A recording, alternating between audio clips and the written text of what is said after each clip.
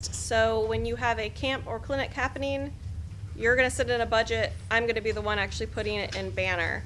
On that side, there's two kind of very important things for me.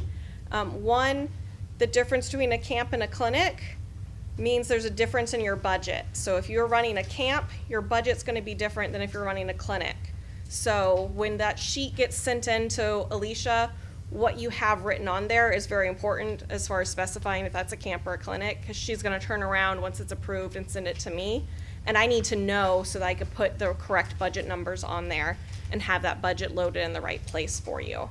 On that too, the position numbers we use to hire your camp staff are tied to those specific budget numbers. So if you run both camps and clinics, you have two different sets of positions that would be used, one for the camps, one for the clinics. So we want to make sure that that information is correct on the front end to make everything easier for Denise on the back end. You can go ahead. So I'm the last person that you meet with. Kim's the first, I'm the last. And so once your camp is complete, then you would schedule an appointment with me to close out your camp. But I will only meet with you if you've done kind of like the checkoff list here that I provided on your sheet. So you have to release your funds from Jump Forward, and we have to have them posted into our account. So once you see them on your end, then you can call me. Also, I need your roster list from Jump Forward, and it's the list that lists the students that attended plus what they paid, because I need to reconcile what you collected was what was released, what was posted. Also, you need to request your summer conference invoice before meeting with me. So if you want an appointment and you still haven't heard from David or Sherry, then I can't meet with you because we can't close out the camps. Also, on other than summer, if you have Chartwell's expenses or things like that, then you need your invoice as well from them. Your SG2s or your P-card expenses, make sure all your documentation is uploaded and approved, and before we can meet as well. Yes, Cheryl? And that doesn't just go for your camp expenses. If you have outstanding expenses for your regular budget, it is our policy that you cannot close up camps. So your SCG2 needs to be clear of all charges, not just your camp charges. Yes, and I correspond back and forth with Cheryl before we can close out. I also correspond back and forth with Nancy as far as background checks to make sure you get charged the appropriate number of background checks. Let's see. Also, other things that you can do prior to meeting with me, you don't have to wait to pay your student workers. If you already know if you're going to give them a stipend, you can already do that, hopefully EPAF by then. And your athletic trainers also can also be paid ahead. Is that through the EPAFs as well? We'll set them up? Mm-hmm. Okay. And so if you have visiting or outside coaches, they also can be paid ahead. If you have referees that are gonna be manning the games, those go through AP as well. Those can get paid ahead. And if you are going to utilize any type of rentals, I know like baseball uses them to transport from here to Melching. So that can also be submitted as ahead. So really the only thing that should be last pending is whatever stipend goes to the head coach. Everybody else should already be incorporated in that. Any questions? On either side. So I'm going to be working with Cheryl to kind of create some new templates for y'all as far as being able to submit budgets, and in that give you the information on if it's a camp budget, these are your budget numbers, these are the positions collected to that budget.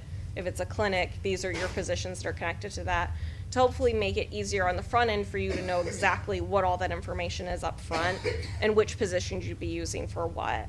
I've got some samples that I'm going to give to Cheryl that she can give out, and then if there's any new camps that are coming up that have never run before, we might actually need to set up some new budget numbers for you.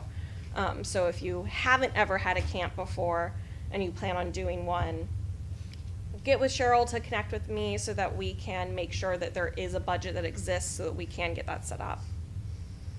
And then just reiterating what Nora said about the future e-pass, we'll probably do a training, maybe a group training, but I'm also willing to meet as I meet with each of your coaches that first time one-on-one to set up those e-pass so that you can get a more in-depth to your sport. And that's it. Thank you. Here differently, however, we are still using the paper PA. Don't not do PAS. It's not gonna happen.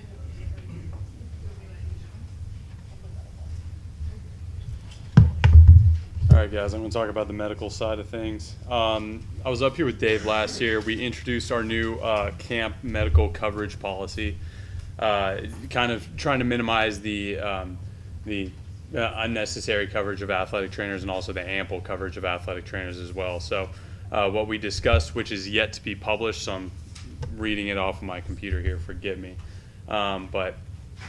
So football is considered a high-risk sport, minimum of 1 athletic trainer per 40 participants. So if you have massive camp, over 100, we would like to have 3 athletic trainers there, just like any Stetson football practice. Soccer, volleyball, minimum of 1 athletic trainer per camp venue. So that is if you're in Hollis Center as well as the Edmond Center, then it's highly recommended that you hire 2 athletic trainers. So in case something does happen on one facility, you're not trying to rush them to the other facility where the athletic trainer is, or they have to rush over to a different area, leaving the first area unattended. Same thing with basketball. Basketball is obviously sometimes you guys go out at 2 different centers, sometimes off campus as well at DeLand High. And that's highly recommended that you guys get 2 athletic trainers for that, just to make sure you guys have adequate coverage and you don't run into any emergency situations without the proper personnel there. Lacrosse, that's another one, minimum 1 AT per camp. You guys don't really have different venues, that's not an issue. Baseball and softball are considered low risk. And for that, we deem that there's no, for any camps with 10 or less attendees, then it's not required that an athletic trainer is there. So that'd be for the purpose of our hitting clinics or something like that. It's very small and very low risk, and softball as well. If you guys do those 10 or less, you don't need to hire an athletic trainer. Getting into hiring athletic trainers, so it is recommended that you guys reach out to your team athletic trainer. It makes it easier on all of us, and just say, hey, can you work this camp on this date? If they can't or they won't for any reason, that is where I come in. If you give me 2 weeks heads up notice, then I can reach out to our staff and see who's available or who wants to cover it for $25 an hour. That's what we charge. And then if nobody within our staff wants to cover, then that's when I can reach out to local high schools or something like that, and then we can get you guys the coverage you need. So just give me a good heads up, at least 2 weeks, and then I'll do my best to find you guys coverage if nobody in our staff can do it. If you want to hire your own athletic trainer for less than $25 an hour, as has been done in the past, there's a lot of information that I will need, as well as their own background check being done, of course. So the information I need is things like their name, contact information, their Florida license number, their board of certification number, professional liability insurance, and then they also need a standard operating procedures statement from their supervising physician. So there are a good number of things that we have to have in line before they come on campus and work.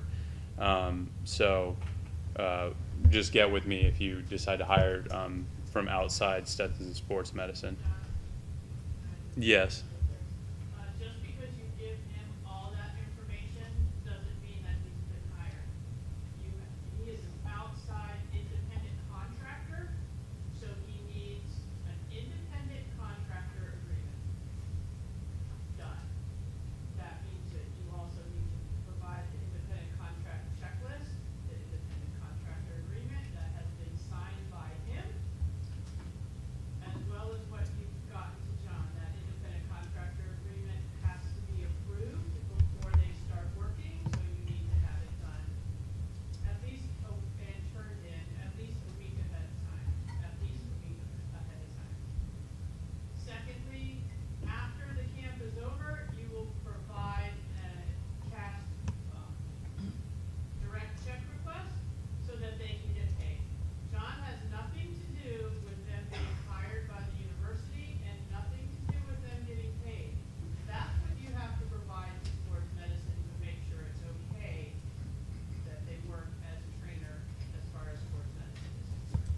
Yeah, that's correct. We have our own vetting process that, we go and we make sure that they have all the proper credentials, aside from the university.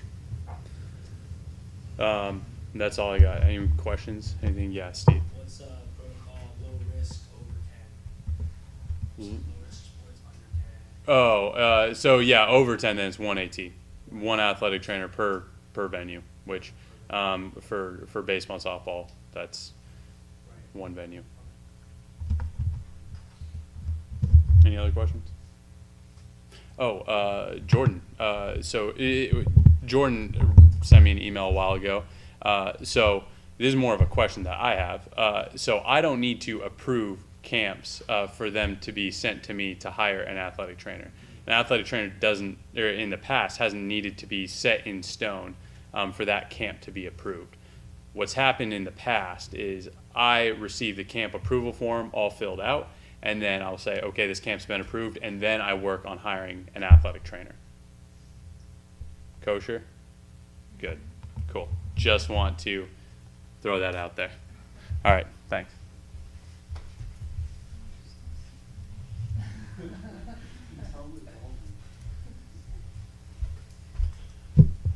All right, Alex is going to come up here and join me. Real quick, I just want to go over athletic facilities role, not only in summer camps, but in all camps.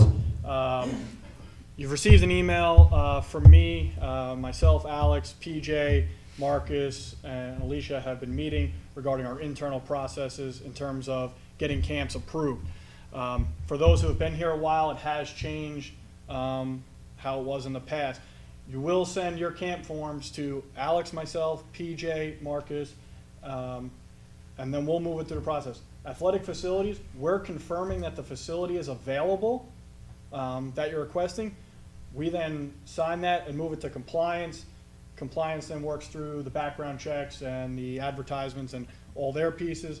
And then Alicia is involved on the budget end, goes back to compliance for final approval. So if you're asking us about, final approval, that's different than it was in the past where athletic facilities and operations was handling that part. That's how our role has changed. We're working on cleaning up the documentation for that and getting our policies and protocols back out to everyone in an official form. But just wanted to reiterate that on a just kind of blanket camp statement. In addition to what PJ was talking about, we've talked a lot about summer camps here. The camp submission process does not change really internally. You still have to require all those forms. You're still checking the facilities with Alex and myself. Even if you've been given your summer camp dates from David's staff, we're going to still cross-reference that, make sure that the dates that you're listing are the dates that David's office has set for you. We want to make sure everyone has the right information. We didn't mess something up. You guys didn't think you had certain dates that you don't. So even in the summer, those dates, Alex and I still have to cross-reference those dates and confirm the athletic facilities that are being used. But we still go through our normal facilities and compliance and budget process internally, whether it's a summer camp or during the year. Does that make sense? Okay. And then the other thing, again, just on the summer camp end, as many of you have been working with David and their staff on any of the housing and meals and things like that. Alex and I are, for the athletic portion of the camp, we'll be working with you on that. Field conditions, weather conditions, anything in the venue from maybe a non-Stetson camp transitioning to a basketball camp. We'll work with you on those facility items and things like that. Are there any questions for our role specifically to summer as well? Okay. The only thing to address is if there's ever an issue in the building or housekeeping issue or anything like that, where do they go to make sure that we get that taken care of if it's either a Stetson camp or a non-Stetson camp? They can come to us first. If it's an athletic, facility specific item that we would address, whether that's equipment. If not housekeeping, we can get that over there. It is quicker if you call them directly. We'll make sure you have those numbers, whether, you should have all your public safety numbers, housekeeping and those items. If it is a non-Stetson camp, it should be going through, back through their camp supervisor and through David's office as well. So, but again, we're, willing to help as much as we can. If it's summer camp and it's Saturday and Sunday, I'll be very honest, there's a good chance Alex and I aren't here. But keep in mind, we'll help you with whatever we can. Just give us a heads up. But we'll make sure you have the numbers for housekeeping and anything else like that. For grounds, for field conditions, things like that, we'll be involved with. But basically, if it's on our schedule, then obviously he's the first contact, but it would come to us. Housekeeping is all pretty much handled by an outside organization, non-Stetson employees, so it comes to our office. We'll publish a hotline that is monitored 24 hours a day during this summer, so we'll put that out to everybody. All right. Thanks.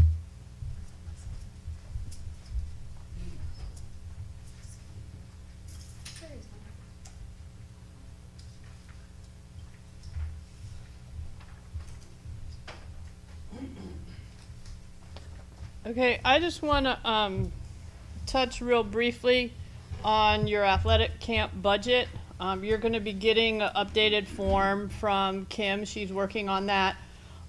We've been discussing trying to make sure that it's a little more clear what FOAP is actually to be used for each camp or clinic. Because we've had problems in the past with people going to the print shop to get their summer camp brochures printed out, and they've been charged to the operating budget instead of the camp budget. It is your responsibility to make sure that any charges that you have are put to the correct budget. Any camp expenses are not to go to your operating budget. So if you provide the print shop with a FOAP that starts with 30006, you're already wrong. All camp budgets fund code will be 100001, unless you're paying someone, and that might be a little bit different, but it'll still start with 1. So it is your responsibility to know your camp budget codes and make sure that you're using the proper one. It is also your responsibility, if you're a camp director but you're giving other people work to do, that they know what the budget codes are. If they're going to be filling out any paperwork or any SDG2 report and it's a camp expense type thing, that they need to know the budget number. So once you get that budget and it's been approved, you need to make sure that you have that available so you know what the FOAP is that you're going to be using.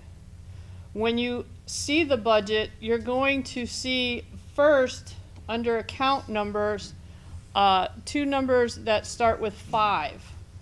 Those are your revenue lines. Anytime you see an account number that starts with a 5, that's a revenue. So if for some reason you have to take in campers that day and they didn't go through Jump Forward and you have to do a cash transmittal form, that would be the account number that you would use, would be the one that starts with 5 in the sales of educational services. Sometimes you'll have program revenue. That also will be shown on your budget. That also starts with a 5, amazingly. After that, you'll see numbers that start with a 7. Those are your operating expenses. Similar to those of you who see your department's budget, any numbers that start with 7, that's your operating expenses account lines. After that, you'll see a bunch of numbers that start with 6. Those are always your labor lines. So when you're filling out a PAF, until we get the EPAFs, if you're filling out a PAF and in the account code you have a 7 number, or a number that starts with 7, you know you're already wrong. Okay? all labor account lines start with 6, and it's marked pretty clearly on the budget sheet that you will fill out and that you will turn in. And once you turn it in, don't just think, oh, I turned it in, I don't need it anymore. Okay, that's your go-to piece to see how to pay things and see how to pay people. I think we've gone through a little bit with the EPAFs, seeing it online. I think it's going to make paying people a lot easier for you. You won't have to worry as much about necessarily what correct numbers are. It'll be pretty straightforward. Kim is going to make it pretty straightforward on the budget sheet that she's going to give you to fill out what position numbers you're going to be using. So that'll be great. It'll save a lot of time, and I think we'll get people paid quicker. So that part's good. As far as SDG2 goes, or P cards go, you can use your P card for camp. Just make sure that when you go to do your SDG2 reports, that in the expense description that you write in there that it's a camp expense, and then make sure that you use the proper FOAP, which would be your camp FOAP. Okay, and again, when you go to the print shop, make sure they have your camp FOAP and not charging your operating budget. We've had that happen in the past.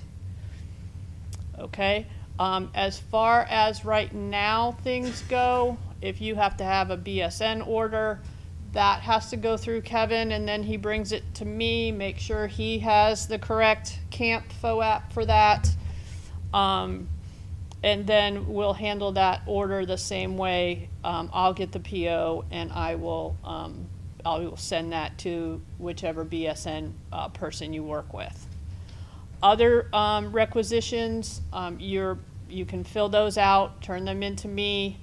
Make sure that you've signed them, because it's a little bit different because it's camp. As your camp director, you kind of have budget authority over that camp budget. So make sure you've signed it before you turn it into me, and then I will make sure it's done right and make sure there's an 800 number on it, and then I'll sign it and bring it across campus for you.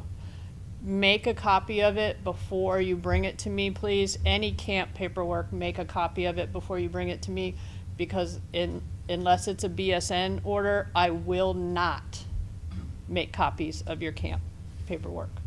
That is not my responsibility, that is yours.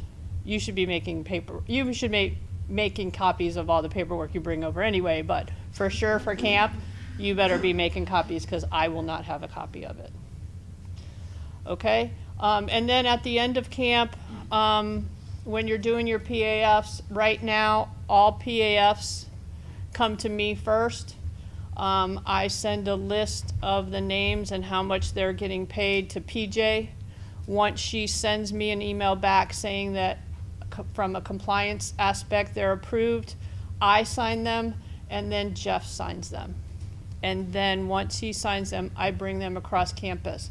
If it's the PAF for the camp director, of course, there's a camp closure form, a reconciliation form. Once Jeff has signed those two forms, I will make copies of those two forms. I need to send one to Denise, and I will also send one to whoever the camp director was who's getting paid. That's the only, besides the BSN, that's the only exception to the rule. Once we go to EPAFs, it will work a little bit quicker. It will go to PJ first, and then once PJ has approved it, it will go to me, and I'll have the final authority to approve it. It will not have to any longer go through Jeff. So that's one step we're taking from that whole process, so that should speed up the process to get people paid. So that'll be a good thing. And another way I can reject electronic reports that you give me. Are there any questions? Okay, yes. I just want to make mention about student workers and student budget that we had talked about. Yeah, if you have a student employee working camp, they're gonna get paid through your camp. So, I mean, if they're doing other work that's not camp related during your summer camp, then of course you're gonna pay them through the student employee budget. But if they're working just specifically for your camp, then you're gonna pay them out of your camp budget. That is not Stetson's responsibility to pay for a camp employee. Except for me and Denise and Alicia and PJ, Kim, and Jake and Alex. All right, thank you.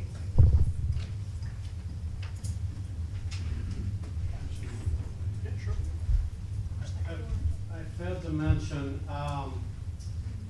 last year, our office, did kind of a pilot test of managing housing for individuals that are doing conditioning during the summer. And unfortunately, my staff did such a good job that now they want us to do it for everyone that is doing conditioning during the summertime. So essentially, if you have anyone that's staying on campus during the summer for a day or the entire summer, that is doing conditioning or other things other than attending summer school, registered for summer school, that would go through our office.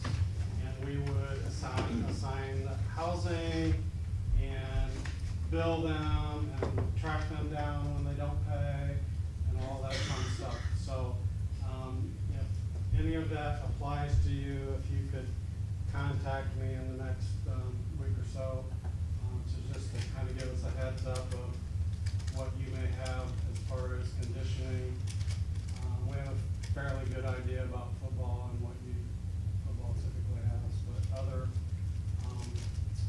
athletic groups, please contact me. Hey David, last time, there was some confusion, kids got different stories, or got their stories screwed up, but didn't listen.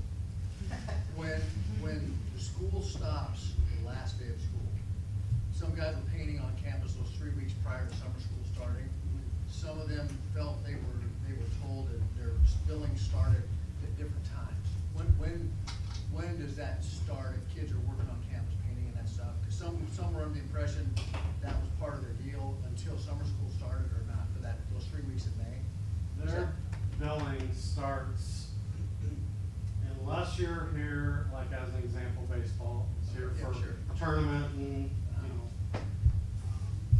that kind of stuff. Billing starts the day after move out is required. So,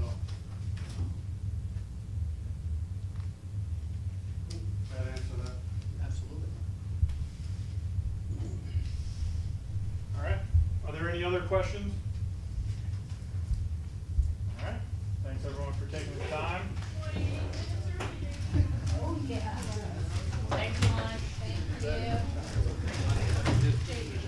you.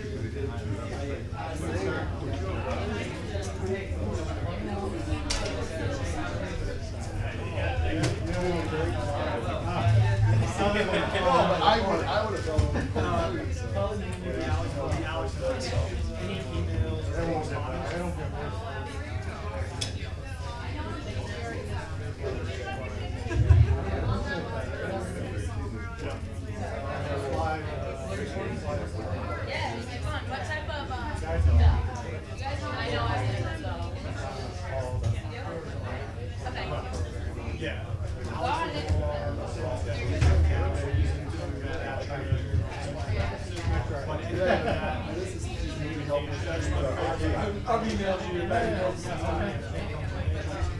long as it gets over there. I was gonna say, and this is shared too.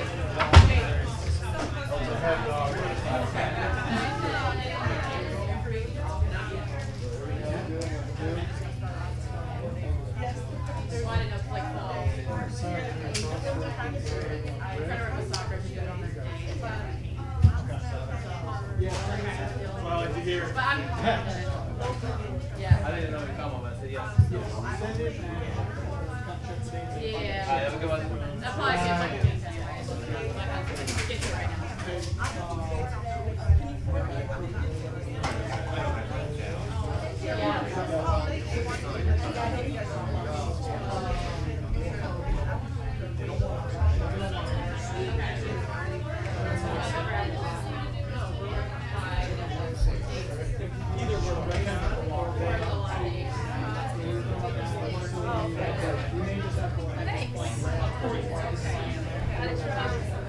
How are you guys doing? Right? I know.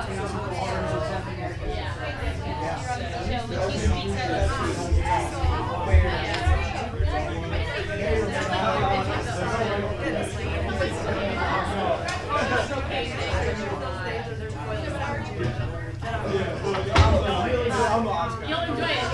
Stay and see it. Really good. Where? Yeah, he wants to buy the tent, but I told him, I was like, I don't really want to do that. I was like, what? I figured some sort of staple.